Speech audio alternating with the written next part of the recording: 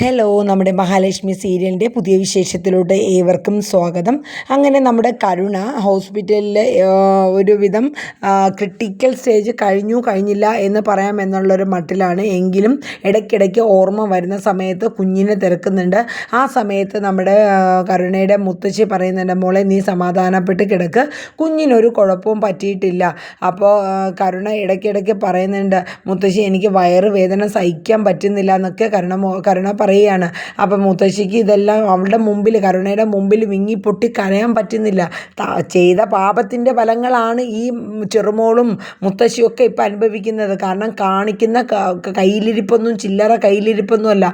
ഈ ഗർഭിണിയായിട്ടിരുന്ന അവസരത്തിൽ പോലും ഇത്രയും വലിയ കൊടും ക്രൂരത ചെയ്യാൻ മുതിർന്നവളാണ് കരുണ. അതുകൊണ്ട് ഈ ശിക്ഷയൊന്നും ഒരു വലിയ ശിക്ഷയൊന്നും അല്ല. പക്ഷേ ആ കുഞ്ഞു ജീവൻ, ആ ഒരു കാര്യത്തിൽ നമുക്ക് ഒരു വലിയ പ്രയാസമാണ്. അങ്ങനെ മുത്തശ്ശിയും മോളും കൂടെ കാര്യങ്ങളൊക്കെ മുത്തശ്ശി സമാധാനപ്പെടുത്തിയൊക്കെ എടുക്കാൻ നോക്കുന്നുണ്ട്. പക്ഷേ കാര്യങ്ങളൊന്നും കൈവിട്ട കണക്കല്ല. കരുണമോളുടെ ഇപ്പോഴത്തെ സാഹചര്യം വലിയ രീതിയിലുള്ളൊന്നും ഉള്ളതല്ല.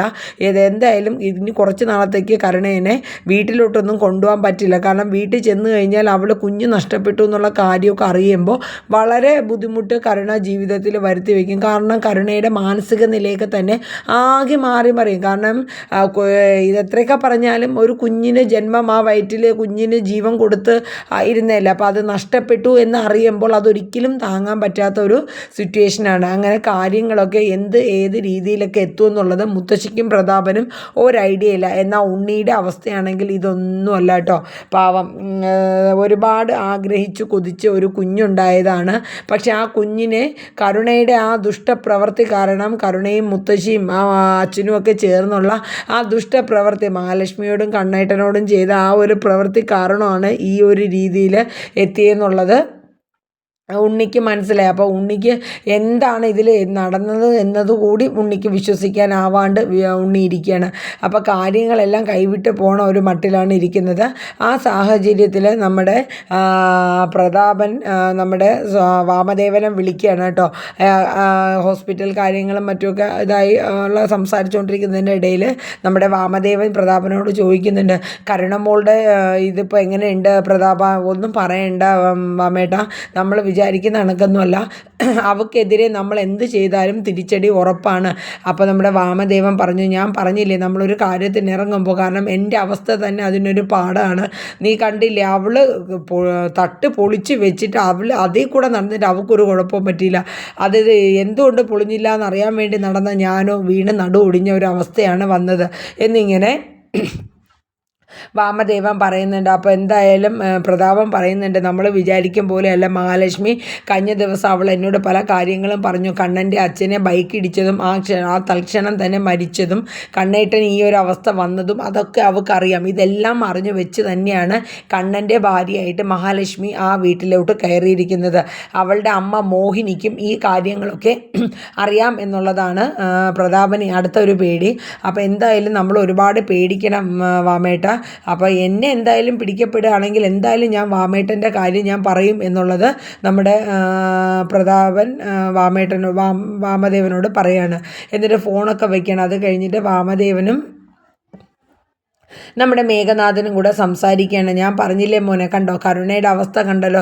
അപ്പോൾ നമ്മുടെ സീമന്തിനി ഇങ്ങനെ കടന്നു വരികയാണ്. എന്നിട്ട് സീമന്തിനി പറഞ്ഞു, അന്നേ ഞാൻ പറഞ്ഞു ഇതിലേക്കൊന്നും നിങ്ങൾ ഇറങ്ങണ്ട, അവൾക്കെതിരെ ആരെന്ത് ചെയ്യുന്നോ ആ നിമിഷം തന്നെ തിരിച്ചടി കിട്ടുകയാണ്.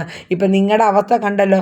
അതുകൊണ്ടാണ് മേഘ ഞാൻ നിന്നോട് പറയണത്, നിൻ്റെ ജീവിതം തന്നെ കണ്ടില്ലേ, നീ ഓരോന്നിനിറങ്ങി. ഇപ്പം മഞ്ജു നിൻ്റെ അടുത്തുനിന്ന് പോയി വേറൊരുത്തൻ്റെ നിന്നെക്കാട്ടിലും വലിയൊരു റൗഡിയുടെ ഭാര്യയായി ഇപ്പോൾ ജീവിക്കണം, കണ്ടില്ലേ. ഇതൊക്കെ കേട്ടപ്പോൾ മേഘനങ്ങളുടെ ദേഷ്യം വരണം. അമ്മ ഒന്നും മിണ്ടാതിരിക്കുന്നുണ്ടോ. സീമന്തിനി പറയുന്നുണ്ട്, അതെ അച്ഛൻ്റെ അടുത്തും മോൻ്റെ അടുത്തും കൂടെ ഞാൻ ഒരു കാര്യം അങ്ങ് പറഞ്ഞേക്കാം. ഇപ്പം കണ്ണൻ്റെ ചിലവ് കൊണ്ട് വീട്ടിലെ കാര്യങ്ങളൊക്കെ നടന്നു പോകണം. അച്ഛനും മോനും കൂടെ ഇനി അവനെതിരെ മഹാലക്ഷ്മിക്കെതിരെ ഓരോന്ന് ചൊറിഞ്ഞ് ചെയ്യാൻ പോയി കഴിഞ്ഞാൽ അതും കൂടെ നിൽക്കും. അപ്പോൾ പിന്നെ മാനത്ത് നോക്കി നിൽക്കാമെന്നൊക്കെ പറഞ്ഞ് സീമന്തിനി രണ്ടിനും ഡോസും എടുക്കണം. പിന്നെ ഇനി ഇവിടെ ഒരു പെങ്കൊച്ചുണ്ട്, അതിൻ്റെ കാര്യം കണ്ണൻ നടത്തിക്കൊള്ളാമെന്ന് പറഞ്ഞിട്ടുള്ളതാണ്. അതുകൊണ്ട് വേണ്ടാത്ത വയ്യാവേലിക്കൊന്നും പോയി ഇല്ലാത്ത കുരുക്കുകളൊന്നും കണ്ണനെതിരെ വെക്കണ്ട എന്ന് പറഞ്ഞ് സീമന്തിനി മേഘനാഥനോട് പറഞ്ഞും വാമദേവനോടും ഒക്കെ പറയുന്നുണ്ട്. അപ്പോൾ കാര്യങ്ങളെല്ലാം എന്തായാലും ഈ രീതിയിൽ ഇങ്ങനെ പോവുകയാണല്ലോ. അപ്പോൾ ആ സമയത്ത് നമ്മുടെ മഹാലക്ഷ്മി അന്ന് അമ്പലത്തിലൊക്കെ ഒന്ന് പോകാമെന്ന് വിചാരിച്ച് അമ്പലത്തിലോട്ടൊക്കെ പോവാണ്. അങ്ങനെ അമ്പലത്തിൽ ചെന്ന് കഴിഞ്ഞപ്പോഴത്തേക്ക് അവിടെ ആ അമ്മ തേജോമയ്യായ ആ നല്ല തേജസ്സുള്ള ആ അമ്മ അവിടെ നിൽക്കുന്നു. അമ്മയെ കണ്ടതും അമ്പലത്തിൽ പോയി വന്ന് നിന്ന ഒരു പ്രതീതിയാണ് നമ്മുടെ മഹാലക്ഷ്മിക്ക് തോന്നിയത്. കാരണം അമ്മയുടെ ആ ഒരു ചിരി, അമ്മയുടെ ആ വായിൽ നിന്ന് വരുന്ന വാക്കുകൾ അത്രത്തോളം മഹാലക്ഷ്മിക്ക് ഒരുപാട് ഇതായിരുന്നു. അങ്ങനെ മഹാലക്ഷ്മി ആ അമ്മയെ കണ്ട് ഓടി ചെല്ലണം. അപ്പോൾ മഹാലക്ഷ്മി കുറേ കാര്യങ്ങൾ അമ്മയോട് പറയണം എന്ന രീതിയിലാണ് മഹാലക്ഷ്മി ഓടി ചെല്ലുന്നത് കേട്ടോ. അങ്ങനെ അവിടെ ചെന്ന് കഴിഞ്ഞപ്പോൾ അമ്മ ചിരിച്ചുകൊണ്ട് മോള് വന്നോ എന്നൊക്കെ ചോദിക്കുന്നുണ്ട്. എന്നിട്ട് മഹാലക്ഷ്മി എന്താണോ അമ്മയോട് പറയാനായിട്ട് മനസ്സിൽ കരുതിയത് അതെല്ലാം എഴുതി വച്ച് വായിക്കുന്ന പോലെ അമ്മ ഇങ്ങോട്ട് പറയാണ്. അതായത് കണ്ണന് കുറേശ്ശെ എഴുന്നേറ്റ് നിൽക്കാനും 2-3 അടി നടന്ന് മുന്നോട്ട് പോകാനും ഒക്കെ സാധിച്ചു എന്നുള്ളതൊക്കെ അമ്മ ഇങ്ങോട്ട് തന്നെ പറയാണ്. എന്നിട്ട് അമ്മ പറയുന്നുണ്ട്, മോൾ ഒന്നും കൊണ്ടും പേടിക്കേണ്ട, മോളുടെയും കണ്ണൻ്റെയും ജീവിതത്തിൽ യാതൊരു ബുദ്ധിമുട്ടും വരില്ല.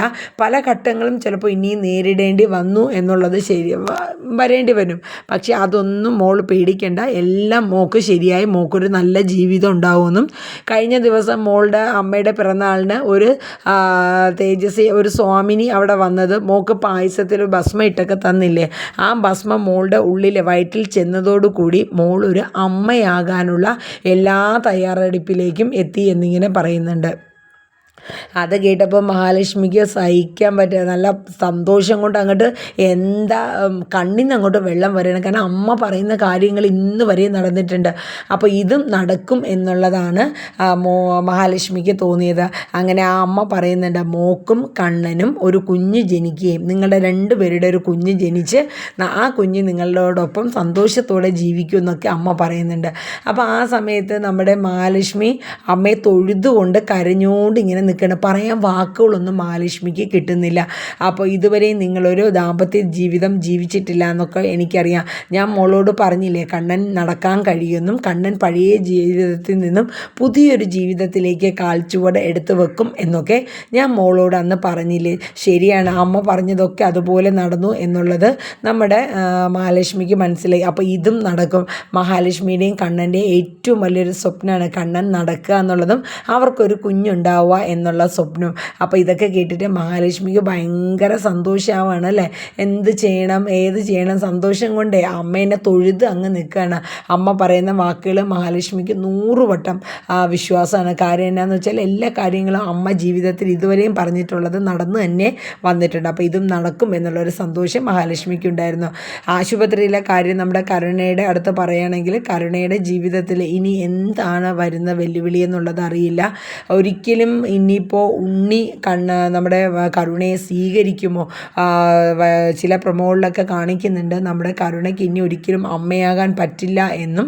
അതുകൂടാണ്ട് നമ്മുടെ മഹാലക്ഷ്മിയും നമ്മുടെ മഞ്ജും അങ്ങനെ 2 ഗർഭിണികൾ ആ കുടുംബത്ത് വരുന്നുണ്ട്, അമ്മയാവുകയും അതിനെ തുടർന്ന് ഒരിക്കലും തനിക്ക് അമ്മയാകാൻ പറ്റില്ല എന്ന സങ്കടത്തോടു കൂടി അവരുടെ ഇടയിൽ നിൽക്കുന്ന ഒരു സിറ്റുവേഷനുമാണ് കാണുന്നത്. അപ്പോൾ എന്തായാലും വരും ദിവസങ്ങളിൽ മഹാലക്ഷ്മി സീരിയലിൽ എന്തൊക്കെ ട്വിസ്റ്റുകളാണ് വരുന്നതെന്ന് നമുക്ക് നോക്കാം. കരുണയുടെ ഈ കാണിച്ച കൊടും ക്രൂരതയ്ക്ക് ഇനി എന്താണ് കരുണയുടെ ജീവിതത്തിലും പ്രതാപൻ്റെയും മുത്തശ്ശിയുടെയും ജീവിതത്തിലും വരുന്നതെന്നൊക്കെ നമുക്ക് കണ്ടു തന്നെ മനസ്സിലാക്കാം. അപ്പോൾ എല്ലാവരും നമ്മുടെ പ്രൊമോ വീഡിയോസൊക്കെ ഒന്ന് കണ്ട് സപ്പോർട്ട് ചെയ്യുക. എല്ലാവരും നമ്മുടെ ചാനലായ സുമി മുഫാസ് മനസ്സിൽ എന്ന ഈ ഒരു ചാനൽ സബ്സ്ക്രൈബ് ചെയ്യുക കേട്ടോ. Thank you, by.